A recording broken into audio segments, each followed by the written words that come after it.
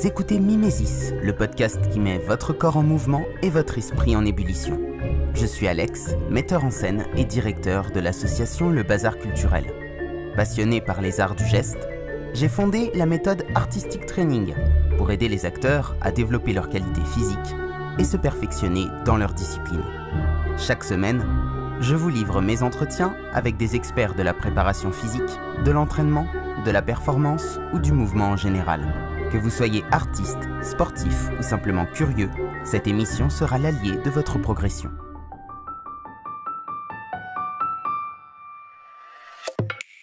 Bonjour et bienvenue dans ce nouvel épisode de Mimesis. C'est comme toujours un plaisir de vous retrouver. Ce matin, je suis en compagnie de Peter Tournier. Peter est metteur en scène, coach et directeur d'acteurs avec 25 ans d'expérience et plus de 600 formations à son actif. Son rôle, c'est d'aider les artistes afin qu'ils puissent obtenir les meilleurs résultats sur scène. Il les aide à se réapproprier leur corps, leur énergie, leur créativité, pour un meilleur rapport à soi, aux autres et au monde. Il a notamment créé son organisme de formation Intercultural Méthode. Bonjour Peter, Bonjour. c'est un plaisir de vous recevoir aujourd'hui pour parler de votre travail. Avant de commencer, est-ce que vous pourriez nous dire, si vous étiez un livre, quel livre vous seriez? Alors un livre, moi je pense à Enfin le royaume de François Tcheng. Si vous étiez un film, Alors si j'étais un film, je pense à Entre ciel et terre d'Oliver Stone, si vous étiez une époque, la nôtre. si vous étiez une devise, Ah, une devise, il y a une devise d'Albert Camus que j'aime beaucoup, d'ailleurs je vais la prendre pour être sûr de ne pas l'écorcher. C'est que la plus belle œuvre que chaque être humain soit en mesure de réaliser soit celle qu'il aura à créer à partir de lui-même. enfin si vous étiez une créature légendaire. Bon, bah, comme je suis assez intéressé par l'Asie, je vais dire un dragon. Alors, tout d'abord, comment est-ce que ça a commencé l'aventure Intercultural Méthode? C'était quoi le projet initial, votre projet déjà à vous en tant qu'artiste, en tant que metteur en scène? Et puis comment est-ce que c'est venu cette idée de formation? Eh bien, en fait, moi, j'ai un parcours un peu biaisé vis-à-vis des arts, parce que j'ai commencé d'abord par les arts martiaux, avant les arts, et je me destinais à être enseignant en aïkido. Et donc, aïkido, littéralement, en traduction, ça veut dire la voie de l'harmonie des énergies. Et puis, puisque pour moi, les énergies sont très liées, le rapport à l'énergie est très, très lié à l'artistique, on y reviendra peut-être un peu plus tard. J'ai suivi une formation artistique, donc un bac audiovisuel A3 et puis ensuite un DUG, on appelait ça un DUG à l'époque. Bac plus 2 plus 3 maîtrise, etc. etc. Et dans ce DUG, il y avait cinéma, théâtre et j'ai rencontré un pédagogue, metteur en scène et ancien comédien d'Ariel Mouchkine qui s'appelle Jean-François Dussigne et qui, lui, m'a montré les liens qu'il pouvait y avoir entre des pratiques énergétiques, des pratiques corporelles, des pratiques qui peuvent être en lien avec le Kalari Payat, avec l'aïkido, avec les arts martiaux, et le théâtre. Et en fait, j'ai trouvé assez rapidement un lien évident entre tout ce qui était du rapport au corps, du rapport martial, mais martial évidemment pas dans le sens de la défense, hein, mais vraiment dans le sens du fait d'être prêt, d'être là, d'être conscient. Et puis le théâtre. Donc ça m'a passionné assez rapidement. Je me suis très vite intéressé au travail de Peter Brook, d'Ariane Mouchkine. Et je me suis dit qu'il fallait venir à Paris pour pouvoir profiter totalement de tout ça. Donc je suis venu à Paris, j'ai poursuivi mes études de théâtre dans la capitale. Et puis ça m'a permis de me rapprocher de ce cercle qui est de la cartoucherie de Vincennes. Et puis des Bouffes du Nord pour Peter Brook, de rencontrer les comédiens, de travailler avec eux. Et suite à cela, en discutant avec donc toute cette famille, j'ai envie de dire artistique, j'ai eu envie de mettre en place, mais j'ai pas envie de dire- enfin, je vais pas dire leur accord, mais disons avec leur adoubement. Euh, j'ai eu envie de créer une formation qui prenait en compte toute la question interculturelle, qui était à l'époque assez peu prise en compte, c'est-à-dire qui s'intéressait aussi aux arts asiatiques, aussi aux arts africains, notamment aux conteurs, notamment à de la danse traditionnelle comme le no, les danses contemporaines comme le buto, comme le kathakali. Et donc j'ai créé une formation, un centre de formation qui englobait toutes ces disciplines Et puis petit à petit, moi, j'en ai tiré une méthode, j'ai envie de dire, après beaucoup d'années de recherche, beaucoup d'années de travail. J'en ai tiré une méthode propre et puis c'est celle que je propose aujourd'hui lors de mes formations. Hein, une méthode où il est question de rapport au corps, de rapport à la présence, de rapport aux énergies. Puisque pour moi, le plateau, c'est un lieu de synergie en fait et d'harmonie avant tout. Mm. Alors, quels sont les liens les plus évidents que vous faites justement entre pratique énergétique, pratique spirituelle et pratique artistique? Et même pratique martiale peut-être, si on Ben, met tout ça ensemble. mhm. Bah, le lien le plus, pour essayer de faire court quand même un peu, parce que je pourrais en parler des heures, mais le lien le plus direct pour moi, c'est que ce sont des disciplines où on change notre rapport au monde et notre perception du monde. Et que ce soit dans les arts martiaux ou dans les arts en général, quand c'est pour l'art vivant, en tous les cas, le rapport au corps permet pour l'artiste comme pour le spectateur d'avoir une autre perception du monde. Et quand je parle d'une autre perception du monde, c'est pas uniquement dans l'idée ou dans le concept, mais c'est aussi qu'au contact d'une œuvre ou du corps d'un artiste, on perçoit les choses vraiment autrement. C'est-à-dire qu'on entend différemment, on ressent différemment, on perçoit le temps différemment.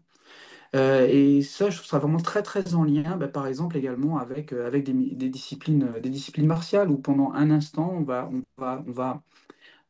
essayer d'être en rapport avec le rien, avec l'espace vide, avec soi-même, dans le fait de raccorder le corps, l'esprit, les émotions, pour avoir une pleine maîtrise de soi, mais qui n'est pas qu'un travail introspectif, mais qui est également un travail, j'ai envie de dire, interspectif, c'est-à-dire de lien avec l'ensemble, de lien avec le tout.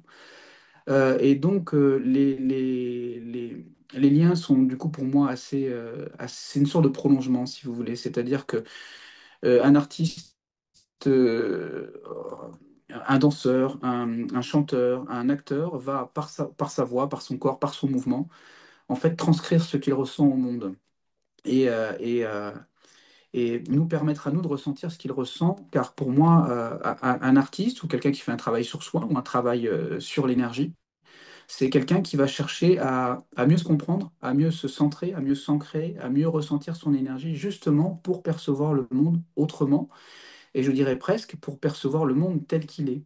Puisque pour moi, sociétalement, on est plutôt coupé de beaucoup de choses, que ce soit émotionnel, que ce soit physique, que ce soit énergétique, et ça nous ramène à cette perception du monde. Mm.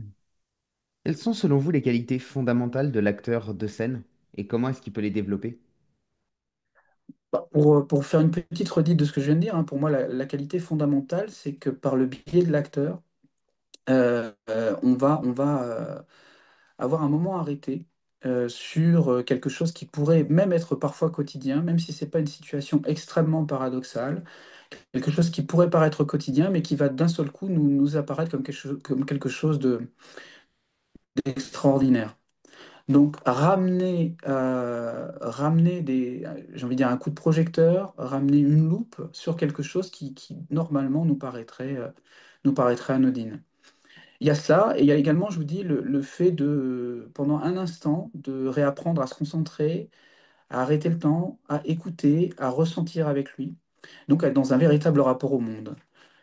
Et pour ça, je pense que euh, pour l'artiste, pour l'acteur, notamment puisque c'est le sujet ici, il y a un besoin d'une connaissance de soi et d'une maîtrise de soi absolue, que ce soit au niveau émotionnel, au niveau corporel, au niveau énergétique, au niveau de la pensée, pour savoir quel message on fait passer, comment respecter, comment comprendre et respecter le message de l'auteur. Donc une sorte, si vous voulez, de réharmonisation d'un tout complet, d'un être complet qui pourrait nous permettre de mieux nous comprendre. Et là, du coup, le travail, on pourra peut-être y revenir plus profondément par la suite, mais le travail de conscience, le travail de maîtrise, que ce soit corporel, émotionnel, mental, va être très très très important. Et je pense que un artiste en pleine maîtrise, c'est celui qui va nous permettre au mieux de ressentir le monde et de le comprendre.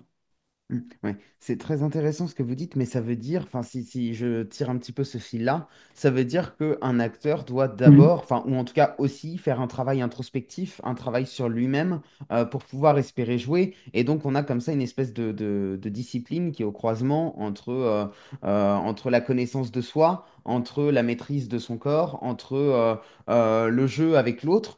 Or, essentiellement chez des jeunes comédiens, mais aussi chez des personnes qui découvrent le théâtre de manière complètement amateur, amatrice, bah, il y a très souvent un rapport au théâtre qui est biaisé déjà par la télévision, par le cinéma, etc. Et donc on est finalement assez éloigné de cette pratique-là. Comment est-ce que, j'ai presque envie de vous demander, c'est quoi la première étape? Est-ce que tout se construit en même temps? En tout cas, dans votre méthode à vous, est-ce que vous allez ouais, appuyer sur un curseur puis sur l'autre? Est-ce que c'est tout ensemble? Comment ça fonctionne?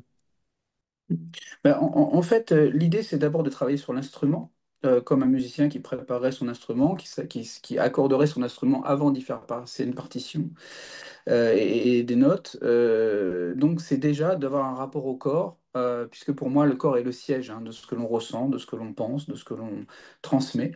Donc, c'est déjà d'avoir tout un travail particulier au corps, donc qui va passer par un travail de pleine conscience, d'ancrage, de maîtrise, de rapport à l'énergie, de rapport à l'espace, pour après seulement y faire passer la musique, j'ai envie de dire, c'est-à-dire y faire passer le texte, y faire passer les idées, pour pouvoir vivre les idées et pour pouvoir vraiment les ressentir. Car si vous voulez, on est dans un sociétal, mais c'est pas que le sociétal, c'est un sociétal, un religieux, un philosophique qui nous a beaucoup coupé du corps. C'est-à-dire qui a fait primer le rapport psychologique, le rapport intellectuel, avant le rapport au corps. De fait, l'approche même du théâtre, et c'est pour ça que j'ai lancé moi ma formation au départ, c'est que l'approche même du théâtre pour moi, qui étudiais le théâtre, était vraiment très très très très intellectualisée. Il y avait un manque flagrant de corps et de rapport à l'énergie. Et quand je voyais des disciplines traditionnelles d'autres pays, c'était tout le contraire. C'est-à-dire que d'abord, j'étais capté par la présence et ensuite, je comprenais mieux le message qu'on me transmettait. Donc, il est très important d'avoir un vrai travail de fond sur le corps, puisque ça va être, encore une fois, l'outil, ça va être l'instrument qui va nous permettre de ressentir, de percevoir l'ensemble des messages, l'ensemble de ce que l'on va voir, l'ensemble de ce qu'on va ressentir. Donc, la première chose, c'est d'avoir toute une série de pratiques qui vont nous ramener au corps. Ensuite, va être le rapport à la voix, puisque la voix, pour moi, c'est finalement la transmission. C'est une question de communication. Donc, c'est d'amener à l'autre ce que l'on ressent en profondeur. Et donc, avec un travail de fond sur la voix, on va pouvoir communiquer, on va pouvoir retravailler sur le son, sur le rapport vibratoire, et donc savoir comment notre voix va pouvoir aller résonner chez l'autre. Et par là même, par les mots, par les pensées, essayer de transcrire ce que le texte, ce que la situation va nous faire ressentir. Parce que souvent, dans le rapport théâtral, on parle d'un rapport de projection et on pense énormément au public, avant même de penser à soi et avant même de penser que le public vient voir ce que l'on ressent, avant même de ressentir lui-même. Donc, ce deuxième rapport à la voix et donc à la communication de ce que l'on est, au vibratoire de ce que l'on ressent et de ce que l'on communique à l'autre, amènera par la suite la créativité, puisque finalement, la créativité, étymologiquement, créer, c'est renaître dans. Donc l'idée, c'est de ressentir comment on va soi-même renaître dans l'acte créatif que l'on est en train de faire, que ce soit une œuvre plastique, que ce soit de l'écriture, que ce soit de la musique, que ce soit pour pouvoir transmettre à l'autre ce que l'on ressent du monde. Hein. Donc moi, je travaillerai sur ces trois étapes, le corps, le rapport à la voix, à la parole, aux paroles, et puis ensuite, une fois qu'il y a une maîtrise de ces deux pans-là, eh bien de voir ce que l'on a envie de communiquer et de voir à ce moment-là le rapport créatif. Par quoi est-ce que ça passe, la maîtrise corporelle? Quelles sont les grandes étapes? Les grandes étapes, c'est déjà de réussir j'ai envie de dire, à ressentir le corps, avant tout. Et à ressentir dans ses moindres frémissements, dans le fait de ressentir le moindre regard, le moindre hochement de tête, le moindre petit détail. Mais le ressentir, ça veut dire aussi le ralentir, y prêter une attention particulières, pour après pouvoir aller dans de l'accélération, etc. Donc ça rejoint beaucoup tout le rapport méditatif et le rapport à la pleine conscience, hein, qui est très très très développé aujourd'hui, par différentes pratiques, hein. D'ailleurs, ça peut être, je crois avoir vu que vous pratiquez pas mal d'exercices autour de l'animal flow, par exemple, etc. Et donc là, dans le rapport à l'ancrage, dans le rapport à la conscience du mouvement, dans le rapport au corps, eh ben, on va avoir un développement très intense, très physique, et puis très concret de ce que va être la conscience corporelle, le rapport à l'ancrage, donc le rapport à la terre, aux équilibres, à la stabilité. Donc toutes ces pratiques qui nous ont été amenées d'ailleurs, hein, également par j'ai envie de dire, par le rapport à la mondialisation, hein, qui nous a permis de connaître beaucoup plus et beaucoup plus facilement beaucoup de pratiques, eh bien, ça va passer donc par ces étapes-là. Donc après, ça peut être également en passant par la danse, ça peut être en passant, donc je le disais, par la méditation, par le yoga, par l'animal flow, par les arts martiaux. Enfin, après, il y a différentes possibilités, mais l'idée, c'est qu'on ressente pleinement le corps, le mouvement, pour se permettre, enfin, pour permettre on parle du hara en japonais, pour revenir totalement à une conscience corporelle pleine. Ce dont vous avez parlé à l'instant, le corps, la voix et ce qu'on veut communiquer, qui Oui. serait, si je dis pas de bêtises, si je résume un petit peu ce que vous avez dit, les fondamentaux de ce qu'on devrait trouver dans un training de comédien, est-ce que ce sont des piliers Mhm. qu'on retrouve dans toutes les cultures? Vous qui avez beaucoup travaillé sur ce qu'on voit dans de nombreux pays, est-ce qu'on pourrait parler comme ça de piliers de la création qui sont presque universels?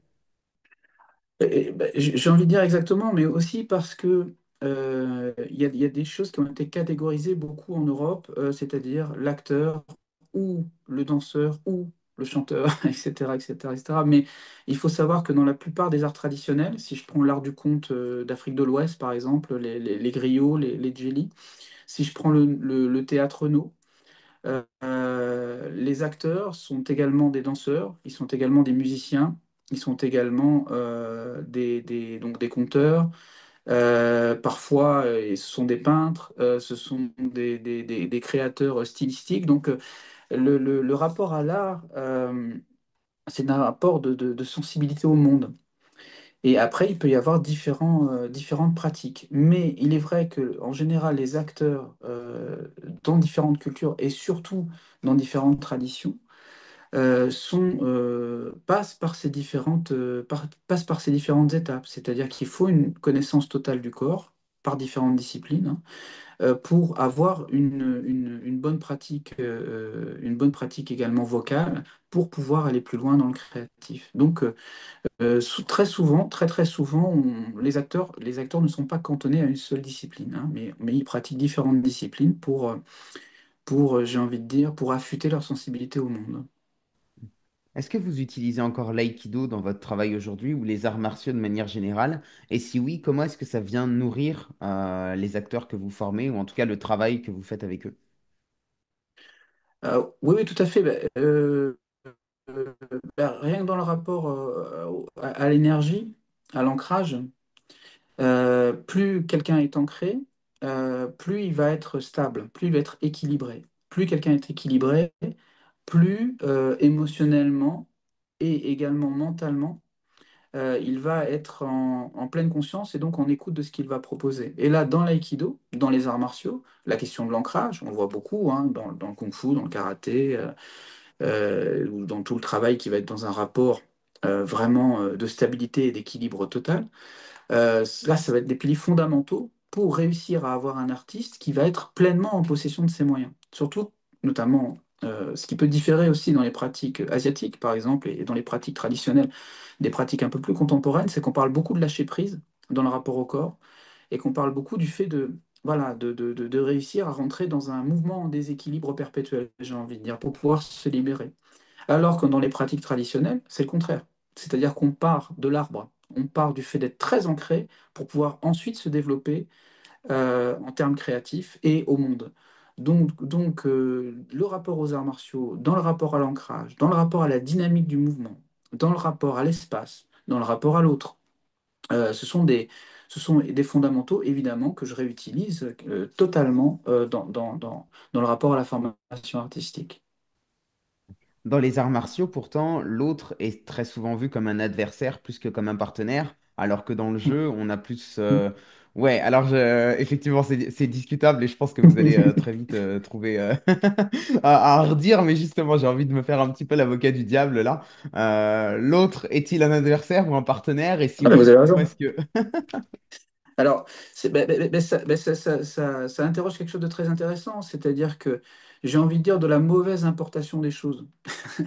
Parce que pourtant on l'entend hein, dans certains films, même dans certains films américains, etc., c'est-à-dire que beaucoup disent que en fait le but n'est pas de combattre, mais justement d'éviter le conflit, et que le principal dans les arts martiaux, c'est d'être on parle souvent du corps et de l'esprit, hein, en harmonie du corps et de l'esprit, parce que la pratique des arts martiaux, en fait, n'est en aucun cas dans le traditionnel, et notamment dans l'aïkido, hein, une idée de destruction de l'autre ou de voir l'autre comme ennemi, mais au contraire d'harmonisation à l'autre. La base même de l'aïkido, en fait, c'est de montrer à la personne qui est en face de vous, donc qui pourrait être vue comme un adversaire, que l'attaque, que la volonté de destruction de l'autre est inutile. Et donc, il y a très rapidement des contrôles et très rapidement un déséquilibre qui amène l'autre dans une instabilité totale. C'est-à-dire, à peine vous avez commencé à attaquer, vous vous retrouvez déjà au sol immobilisé, donc dans une situation d'impuissance. Et là, l'idée n'est pas du tout de détruire l'autre, à aucun endroit, à aucun moment, mais de lui faire comprendre par l'annulation de son attaque que son attaque ne sert à rien, donc que l'agressivité ne sert à rien. Et Hein. donc par rapport au théâtre, comment est-ce que Bah, vous le transposez? par rapport au théâtre, l'idée, si vous voulez, c'est que le rapport à l'autre, par exemple au partenaire, va être le même. Le rapport au metteur en scène va être le même. C'est-à-dire qu'il ne va pas s'agir d'établir une compétition, mais il va s'agir de travailler avec la matière de l'autre en permanence. De travailler avec l'autre en permanence. Si on ne travaille pas ensemble, on ne peut pas construire ensemble. Et donc, quand on est déjà dans ce rapport soit à soi-même et à l'autre, c'est-à-dire de voir l'autre à aucun moment et à aucun endroit comme un adversaire, mais uniquement et tout le temps comme un partenaire, eh bien, on peut construire des choses ensemble. Voilà. Parce que dans les arts martiaux, par exemple, si vous en avez déjà pratiqué un petit peu, vous savez qu'on salue la salle, qu'on salue le tatami, qu'on salue celui qu'on appelle l'adversaire, qu'on salue, etc., etc. Donc à chaque fois, il y a une remise à niveau, si vous voulez. C'est pas uniquement dire bonjour, c'est une question de se remettre en harmonie avec la matière dans laquelle ou avec laquelle on va travailler, que ce soit une matière humaine, que ce soit une matière spatiale, que ce soit une matière énergétique. Et on retrouve tout à fait ça dans le théâtre et dans la créativité, dans la mesure où de toute façon, la proposition créative de l'autre va venir nourrir la nôtre. Qu'on ne va pas créer de la même façon dans un espace que dans un autre. On est au théâtre, par exemple, on va être dans une petite salle avec 50 personnes, ça sera jamais la même chose que d'être dans un palais des congrès avec 3000 personnes. Donc à chaque fois, notre énergie va s'adapter au milieu dans lequel on sera, aux partenaires avec lesquels on sera, si c'est sur un set de cinéma, avec l'équipe technique qui met tout en place pour venir capter ce que vous donnez et ce que vous envoyez. Donc l'idée, c'est toujours de savoir finalement comment on va pouvoir s'harmoniser à un ensemble pour pouvoir créer et pour pouvoir produire. Si on veut continuer de tirer un petit peu la comparaison, à Mhm. quel point ou jusqu'à quel point un comédien peut-il s'entraîner seul ou doit-il faire partie d'un collectif pour pouvoir Ah. travailler? Mhm. Vos questions sont un régal, vraiment, parce qu'elles sont très Merci. pertinentes et très intéressantes. Et pour vous donner un exemple, moi quand j'ai commencé à travailler, j'avais beaucoup aimé le rapport que j'avais pu apprendre en improvisation ou alors avec des jelly, des griots qui venaient d'Afrique de l'Ouest. Donc, une idée où il faut d'abord constituer un groupe si on veut pouvoir se libérer.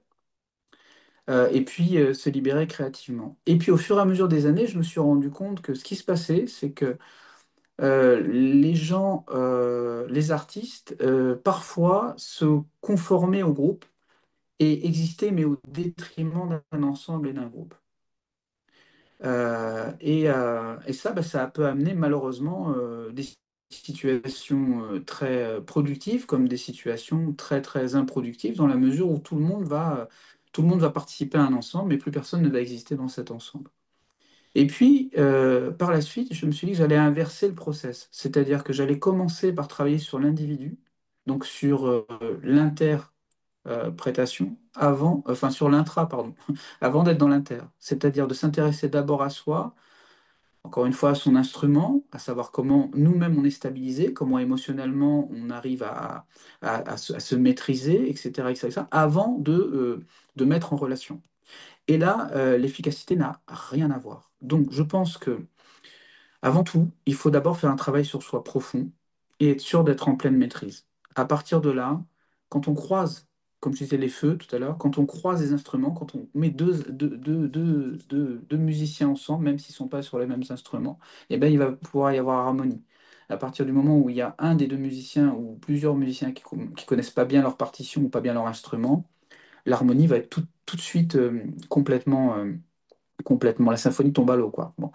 Donc, avant le travail de groupe, avant même de chercher à entrer dans un processus de créatif collaboratif, je pense d'abord avant tout qu'il faut bien, bien, bien s'atteler à se connaître soi et puis aussi à réfléchir à son identité artistique, c'est-à-dire moi, en tant qu'artiste, dans quoi j'ai envie de m'inscrire et avec qui j'ai envie de m'inscrire.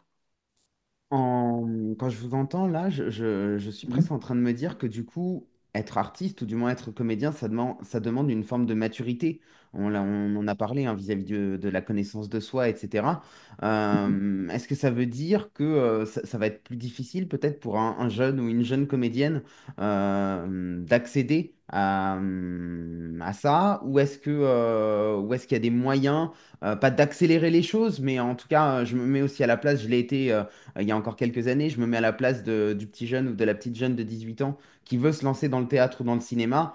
C'est vrai qu'à cet âge-là, cette maturité, on l'a pas et ça prend du temps à se construire et ça prend des années. Est-ce qu'on peut faire l'impasse là-dessus? Est-ce que, au contraire, il faut vraiment accepter que ça va être un temps long et que ça va dépendre aussi de nos expériences de vie et pas uniquement de ce qu'on va vivre en plateau? Bah, j'ai envie de vous dire que si on prend le rapport aux parents, si on prend le rapport aux anciens, si on prend le rapport de vie, on pourra jamais avoir la compréhension du monde et la même sagesse si on a 20 ans d'expérience et si on en a 50 ou 60. Bon, voilà. Donc, j'ai envie de dire qu'il faut aborder le plateau en fonction de ce que l'on est et en fonction du rapport au monde que l'on a. C'est-à-dire ne pas chercher à avoir le même rapport tout de suite que quelqu'un qui va avoir 20 ou 30 ou 40 ans d'expérience, mais arriver avec ce que l'on peut amener de son nouveau, j'ai envie de dire, de nouvelles énergies au plateau, en sachant très très bien que de toute façon, c'est un travail sans fin. C'est-à-dire que plus on avance dans le travail artistique, et plus on sent qu'on peut aller plus loin, et que ce que l'on découvre ou nos envies du départ seront plus du tout les mêmes certainement 30 ou 40 ans après. Voilà. Donc, je ne pense pas qu'il faut vouloir griller les étapes. Je pense au contraire que le travail artistique est un temps long, que c'est un temps de vie, et que le processus artistique même est celui qui correspond à la vie. Hein. Au Japon, il y a une notion qu'on appelle le Johaku, naissance, vie et mort. Et ils expliquent que dans toute chose et dans tout acte artistique, il y a une naissance, une vie et une mort. Et je pense que le, le, le- le processus du rapport artistique de l'artiste même à son œuvre et à ce qu'il va faire sur le plateau ou à ce qu'il va faire vis-à-vis des autres est celui-là. C'est-à-dire que il faut avoir le- la patience et puis aussi avoir l'idée que c'est un processus de vie dans la mesure où la vie est intimement liée et intrinsèquement liée à notre rapport à l'art et à ce qu'on va faire dans cet art-là. Voilà. Donc, patience, patience, patience. Plus les choses avancent. Si je prends mon exemple, par exemple, les motivations pour lesquelles j'ai fait du théâtre et je suis entré comme metteur en scène, etc., à la faculté sur les premières mises en scène que j'ai faites quand j'avais 22, 23 ans, et aujourd'hui, mais même l'essence profonde de ce que je fais, de ce que je propose, n'ont plus rien à voir. Bien comprendre aussi que c'est vraiment un chemin. Donc, ce qui m'a permis d'arriver aujourd'hui là où j'en suis, c'est toutes ces étapes que j'ai pu parcourir avant, quoi. Voilà. Est-ce que c'est la même chose de former des acteurs professionnels ou des acteurs non professionnels? Alors, moi, dans mes formations, je reçois tout type de personnes, des personnes même qui viennent découvrir et qui n'ont aucune idée s'ils veulent être artistes ou pas. D'ailleurs, très vite, ils disent, bon, moi, vous êtes artiste, moi, je ne le suis pas, etc., etc. Et puis finalement, on se rend compte, et je me rends compte de plus en plus que tout le monde est artiste. Encore une fois, dans la mesure où, pour moi, être artiste, c'est exprimer, chercher à avoir, à s'exprimer au monde. Après, je dirais que c'est tout simplement la différence qu'il peut y avoir.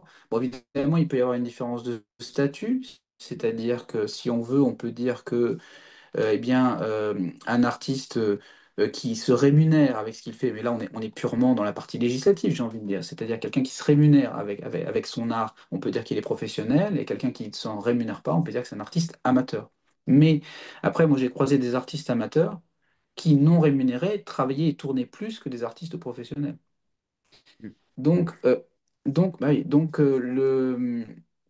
le rapport hors du celui du statut, j'ai envie de dire que ça dépend de ce que l'on a compris du rapport que l'on a soi-même à son art. C'est-à-dire à partir du moment où on a compris que on n'avait pas envie de vivre ailleurs que sur un plateau, que dans la matière créative, qu'en créant et qu'en faisant de l'art, j'ai envie de dire que là, on devient professionnel. C'est-à-dire que on va tout mettre en place dans sa vie pour pouvoir se dédier à l'art, donc également gagner sa vie pour pouvoir être le plus en rapport avec la créativité, avec la création, hein.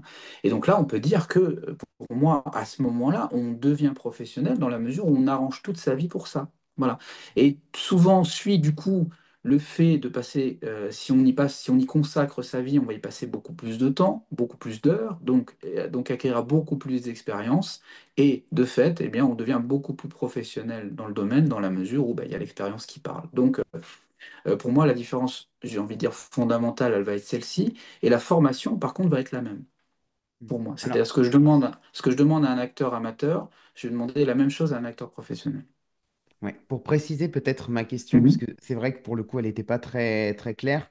Pour Mhm. moi, cette différence, je la faisais plus sur la question d'être volontaire pour faire cette activité ou pas. Alors, je ne sais pas si c'est votre cas, mais moi, il m'arrive très souvent de faire des ateliers auprès d'élèves dans des écoles, auprès de Mhm. jeunes, d'adultes, parfois dans des milieux où on les a inscrits et où ils ne sont pas forcément en demande de cette discipline. Et c'est vrai que je me rends compte que le rapport au plateau, il est forcément différent. Parce que du coup, et dans mon approche, et dans les exercices que je vais choisir, et dans ce que je vais demander, ça va me demander une adaptation totale, hein, pour le coup. Et donc, je me Bien rends sûr. compte que bah, du coup, le travail que je peux faire, je l'ai vu encore ce matin, le travail que je peux faire avec des élèves qui sont là parce que concrètement, elles sont obligées d'être là, n'est pas du tout le même qu'avec des élèves qui ont choisi d'être à mon cours, qu'ils soient amateurs ou professionnels, parce qu'effectivement, cette distinction n'a pas tellement de sens. Pour moi, la distinction, elle est plus entre ceux qui ont envie d'être là et ceux qui n'ont pas envie d'être là. Comment est-ce que vous voyez les choses? Et si je puis dire, quels sont les fondamentaux que vous transmettriez à des personnes où vraiment vous savez qu'elles sont là parce qu'elles n'ont pas le choix, quoi. L'idée pour répondre très vite, déjà, comme vous le dites, c'est-à-dire ça dépend, mais c'est comme si on vous invite à aller voir un spectacle ou vous choisissez d'aller le voir, j'ai envie de dire. C'est-à-dire que c'est pas la même démarche, c'est pas la même envie, c'est pas la même chose. Donc, ça revient à ce qu'on disait tout à l'heure, c'est-à-dire les gens qu'on va inscrire à un atelier, tant qu'ils n'ont pas saisi que ça va leur permettre de vivre différemment, eh ben, ils vont pas y trouver forcément d'intérêt. Mais j'ai envie de vous dire, c'est comme la pratique sportive, hein. Quand vous inscrivez quelqu'un à un club de sport, que vous le traînez, qui va faire du sport, mais qui fait juste des répétitions de mouvements, mais qui n'a pas compris ce que ça lui apportait énergétiquement, physiquement, mentalement, etc., bah, ça va être une corvée, quoi. Bon, voilà. Donc, c'est pour ça que le travail de l'individu dont je parlais tout à l'heure est plus fort que le travail de groupe, et c'est pour ça que l'idée de savoir si on a compris que dans la matière artistique, finalement, si on a ressenti que dans la matière artistique, c'est là, ou dans l'endroit artistique, j'ai envie de dire, c'est-à-dire de créer, de se ressentir, de ressentir le monde différemment, c'est là où on vivait totalement et pleinement. Tant qu'on n'a pas ressenti ça, eh bien, on n'aura pas du tout la même approche de l'art. Après, du coup, notre mission, j'ai envie de dire, en tant que formateur, c'est justement ça, c'est-à-dire d'amener non pas enfin, moi, quand je forme, mon idée, c'est pas d'apprendre à des jeunes, par exemple, à faire du théâtre ou à bien déclamer ou à voilà. L'idée, c'est de les amener à ressentir et à comprendre que c'est là où ils existent pleinement. Que l'éloquence, par exemple, va leur permettre d'exprimer ce qu'ils ressentent au plus profond d'eux-mêmes auprès des autres. Que le fait d'être sur un plateau, ça leur permet d'exprimer des choses, des émotions, parfois qu'on leur a demandé de jamais exprimer, des sentiments, de vivre des situations qu'ils auraient aimé vivre mais qu'ils n'auraient jamais pu vivre, donc de leur permettre, j'ai un ami qui dit, Étienne, qui est un acteur également soliste en scène, lui pour le coup, c'est-à-dire qu'ils ont un rapport à la vie augmentée. Donc nous, pour des gens qui ne le ressentiraient pas au départ, j'ai envie de dire notre mission, pour employer des grands mots, elle est celle-ci, c'est-à-dire de lui faire ressentir, non mais regarde, je ne vais pas t'apprendre finalement à des techniques autres que celles qui vont te permettre de ressentir que sur le plateau, eh bien, tu existes comme tu existerais nulle part ailleurs. Voilà. Et si la personne ressent dans ce cas-là que effectivement, sur le plateau, elle vit des choses qu'elle vivrait jamais ailleurs et qu'elle a plus envie que d'être sur un plateau, bah là, dans ce cas-là, il y aura des chances que les personnes ont envie de continuer, qu'ils aient compris l'intérêt de le faire. Voilà. Mais donc, moi, je le vois comme ça. Et donc, évidemment, pour nous, le chemin est plus long pour les amener jusqu'à ça, parce qu'il faut qu'on leur fasse comprendre ça, que des gens qui s'inscriraient à nos formations en disant, bon, ben ok, moi, j'en suis là aujourd'hui sur mon parcours de vie ou artistique, et j'ai besoin de ça, donc je vais aller voir cette personne pour l'obtenir. Eux, ils ont déjà fait un chemin où ils connaissent leurs besoins, où ils savent qu'ils veulent aller plus loin pour exister plus profondément, j'ai envie de dire. Alors que des personnes qu'on inscrira à un atelier, bah évidemment, c'est pas du tout le même cas. Donc, notre idée, c'est d'essayer de leur faire ressentir ça au maximum et de voir comment eux vont ensuite prioriser ça dans leur vie ou pas. Voilà. Dans notre société, les deux méthodes qui sont les plus connues, reconnues quand on est acteur, ce sont celles de Stanislavski, qui est peut-être la plus célèbre, et puis dans un second temps, celle de Meyerhold. Quel regard est-ce que vous portez sur ces méthodes avec le recul que vous avez et l'expérience que vous avez emmagasinée? Ah bah, pour moi, si vous voulez, le fait que Stanislavski ait gagné, entre guillemets, sur Meyerhold, où le corps était beaucoup plus présent, etc., etc., etc., je trouve ça assez regrettable, dans la mesure où toute l'approche stanislavskienne c'est un rapport extrêmement psychologique du rapport au personnage, qui est un travail qui est en lien avec ce que j'appelle une conscience haute, c'est-à-dire une conscience mentale, mais où le corps va suivre une compréhension ou une émotion. Malheureusement, du coup, en Asie, on a tendance à dire qu'il y a trois mondes, hein, qu'il y a le monde du corps, qu'on situe souvent au niveau du ventre, le monde des émotions, qu'on va situer au niveau du cœur et de la poitrine, et puis le monde de la compréhension, de la création et de la communication, qu'on va situer au niveau de l'esprit. En général, le rapport du coup stanislavskien a malheureusement été limité, soit à ce niveau, à cette conscience-là, au mieux à cette conscience-là, c'est-à-dire qu'on englobe compréhension, psychologie et émotion, mais on a complètement oublié le corps en fait. C'est-à-dire qu'il est vraiment, vraiment, vraiment mis en dernière charrette, puisque souvent on va dire que le corps répond à un imaginaire, répond à une émotion, répond à une situation, mais on ne va pas expliquer qu'il peut être moteur, qui peut être le siège ou le centre d'une émotion, d'une compréhension, ou même d'une création, d'une créativité, d'un rapport, ou même de compréhension d'une situation. Et donc, je vais essayer de faire court peut-être.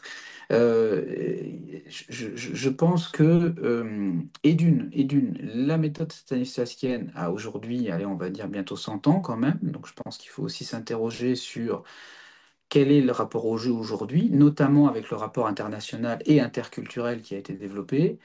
Donc peut-être se permettre de remettre parfois deux ou trois petites choses en question. Voilà. Qu'il faut savoir que le rapport stanislavskien a suivi un courant qu'on appelle le théâtre d'art, qui a voulu justement amener un rapport à l'élévation, et que du coup, il a suivi, encore une fois, tout le rapport psychologique, tout le rapport philosophique et tout le rapport religieux qu'il a amené l'art à ça. Et malheureusement pour moi, ça a coupé en grande partie la dimension donc d'ancrage, la dimension physique et la dimension de présence de l'acteur. Et c'est pour ça que beaucoup d'acteurs en formation ou d'acteurs professionnels viennent me voir parce que justement, ils ont cette impression d'un manque de raccord au corps et d'un besoin absolu de passer par le corps pour pouvoir s'exprimer encore plus fort et encore plus vite. Voilà. Donc, c'est pas que je critique totalement, mais c'est que moi, j'ai commencé par les techniques de Stanislavski, que je passais pas mal de temps à parler des situations, etc., etc., etc. Et puis, je me suis très, très rapidement rendu compte qu'en fait, on perdait beaucoup, beaucoup, beaucoup de temps et qu'il y avait une sorte de manque de confiance, d'une compréhension spontanée, intuitive et immédiate. Et du coup, comme je vous disais, ça coupait du corps parce que ça ramenait dans une conscience mentale et dans une conscience intellectuelle. Voilà. Donc, je dirais, réfléchissons bien aux références de Stanislavski, prenons ce qu'il y a à apprendre dans son travail, mais n'en faisons pas peut-être la Bible absolue de l'acting. Voilà. Surtout qu'il y a une incompréhension un petit peu à ce niveau-là, c'est-à-dire qu'on pense que la méthode comme on dit, américaine, de Strasberg, etc., omet le corps, alors que pas du tout, hein. Si vous croisez des gens qui ont travaillé avec Strasberg et qui ont travaillé la méthode, le premier travail qu'ils font, c'est un travail de corps et de conscience avant tout, hein. Donc, bon, encore une fois, dans l'importation, j'ai envie de dire, parfois malheureusement en Occident, on a tendance à importer des choses, enfin en Occident ou même par exemple des États-Unis en France, on a tendance à importer les grandes lignes, mais à ne pas vraiment plonger dans le fond de ce qui est, de ce qui a été. Et donc, bon, ramenons les choses au corps, il y a une importance primordiale là-dessus. Il y a aussi Grotowski, hein, par exemple, qui est malheureusement aujourd'hui, je vais pas dire quasiment passé aux oubliettes, mais quand vous parlez de Grotowski, la plupart des jeunes acteurs qui sont en formation, ils n'ont jamais entendu parler, hein. C'est quand même assez étonnant avec tout ce qu'il a pu apporter au rapport au jeu et au rapport à la scène, en fait. Ouais, ouais, complètement. Justement, Mm. comment est-ce que vous expliquez qu'on soit dans une société qui est... là, je vous pose une question qui est presque d'ordre plus philosophique. Comment est-ce Mm. que vous expliquez que notre société ait mis aussi souvent, de manière aussi régulière, que ce soit en termes philosophiques ou religieux, le corps entre parenthèses, contrairement à d'autres traditions? Est-ce que vous avez une explication ou pas forcément? Bah, c'est une grande question, c'est-à-dire que c'est comme se demander, par exemple, vis-à-vis de la religion, ce qu'on a en la niant, en la refusant, ce qu'on a gagné, mais aussi ce qu'on a perdu. Aussi se demander dans le rapport à l'holistique, pourquoi l'holistique est toujours moqué, est toujours mis à la page, se demander pourquoi fondamentalement, un sportif est considéré comme un imbécile et un intellectuel est considéré comme au-dessus. Vous voyez ce que je veux dire? C'est-à-dire que je pense que c'est vraiment quelque chose de fond où on a un problème de scission. C'est-à-dire qu'il faut absolument que quelque chose soit au-dessus d'autre chose. On n'est pas dans une société de rapport d'harmonie, en fait. Alors que dans des religions animistes, etc., on est dans une recherche d'harmonie. Nous, on est dans une recherche de conquête et de supériorité. Et donc, il faut toujours qu'il y ait quelque chose qui soit supérieur à l'autre. Là, ici, chez nous, l'intellectuel est supérieur à l'émotion. Rappelez-vous que la raison doit toujours être supérieure à l'empathie ici. D'accord? Qu'on est quand même dans une société où dès le scolaire, on nous apprend à nous taire, à ne pas rire, à ne pas hurler, à omis 15 minutes dans la cour de récréation. Donc, le rapport de compréhension est toujours divisé au rapport de ressenti. Très, très, très, très fortement. Et alors là, pour moi, l'explication que j'en ai, c'est que lorsque vous avez un individu qui est en pleine capacité de ce qu'il est, de ce qu'il ressent, de ce qu'il peut exprimer, eh bien, il va pas être dans la même acceptabilité de ce qu'on va lui proposer, il va pas être dans la même acceptabilité de rapport au monde. Et puis surtout, si on prend un rapport très simple de rapport à la consommation, si vous avez quelqu'un qui a un ressenti, un besoin de ressenti physique pour pouvoir, j'ai envie de dire, ressentir la vie pleinement, bah là, tout ce qui se développe au niveau de la consommation aujourd'hui, où l'effort est limité au maximum, ça tombe à l'eau, hein. Ça tombe à l'eau. C'est-à-dire que quand quelqu'un a compris qu'il vaut mieux prendre un escalier qu'un ascenseur, qu'il vaut mieux faire une demi-heure de marche plutôt que de prendre sa voiture, ou d'aller voir un ami pour lui parler au lieu de faire une réunion à distance, eh ben, il y a beaucoup de choses aujourd'hui qui tombent, hein. Voilà. Donc si on regarde la ligne que ça prend, ce que l'on pourrait comprendre vis-à-vis d'une société de consommation, j'ai envie de dire, c'est que le rapport plein au corps, le rapport plein à la créativité ne va pas dans le sens du rapport à la productivité et à la consommation. Mais j'ai envie de dire même écologiquement, c'est-à-dire que la plupart des artistes, dès que vous parlez à un artiste, quand il veut créer, il s'éloigne de la ville. Il va dans un endroit où il est en lien avec la nature, où il va pouvoir créer tranquillement, où il y a un autre rapport au temps, à l'espace, etc., etc., au silence. Bon, voilà. Alors que la productivité nous amène dans le contraire, c'est-à-dire nous amène dans un besoin comme ça permanent d'activité, dans un besoin de production, puisqu'en plus on nous dit que si on n'a pas de travail ou si on ne produit pas, on n'est rien. D'accord? Donc, je pense que tout le rapport au corps, tout le rapport à l'holistique, mais tout le rapport au créatif, il ne faut pas oublier que de plus en plus, on a dit que le créatif était un divertissement, hein. Si vous entendez les artistes aujourd'hui, il paraît clair que les artistes sont des amuseurs, hein. Ils ne sont pas euh, à dire que l'art change le monde, vous passez pour un fou quand vous dites ça. Vous voyez ce que je veux dire? Donc, non, non, il faut être des gens qui divertissent, hein.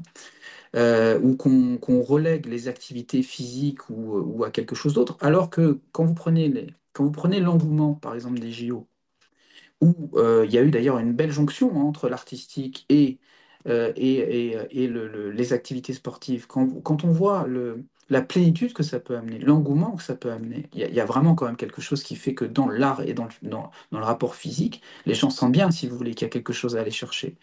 Mais malheureusement, sociétalement, on l'a relégué au secondaire. Une C'est-à-dire que c'est la leçon. production qui compte, c'est pas la création. Est-ce qu'il y a une leçon que vous avez apprise récemment, quelque chose que vous avez compris de la société, de la vie, des humains en général? Or, récemment, parce que ça a été très prégnant dans mes dernières formations, je dirais que il y a un besoin fondamental pour l'être de s'exprimer au monde. Et que c'est dans cette expression au monde qu'il y a une véritable participation au monde, en fait. Voilà. Donc, voilà ce que je dirais que j'ai compris ces derniers temps. C'est-à-dire que on existe pleinement quand on crée, et j'ai de plus en plus l'impression qu'en fait, notre rôle, il est celui-là. Il n'est pas de produire, mais il est de créer. Voilà, où j'en suis aujourd'hui. Ce sera le mot de la fin. Merci beaucoup, Peter. C'était Merci à vraiment un vous. plaisir et un honneur de vous Pareillement. avoir aujourd'hui. Et à bientôt. Merci beaucoup pour l'invitation. À bientôt, merci. Merci d'avoir écouté cet épisode jusqu'au bout. Avant de vous dire au revoir, laissez-moi vous rappeler que si le podcast vous a plu, vous pouvez nous laisser une note positive, nous écrire un commentaire ou encore vous abonner si ce n'est pas déjà fait. Pour les personnes qui veulent aller plus loin, vous pouvez devenir adhérent du Bazar culturel. C'est la meilleure manière de nous soutenir et de nous permettre de vous proposer chaque semaine un contenu de plus en plus qualitatif. Sur ce, je vous dis à lundi prochain et en attendant, restez en mouvement.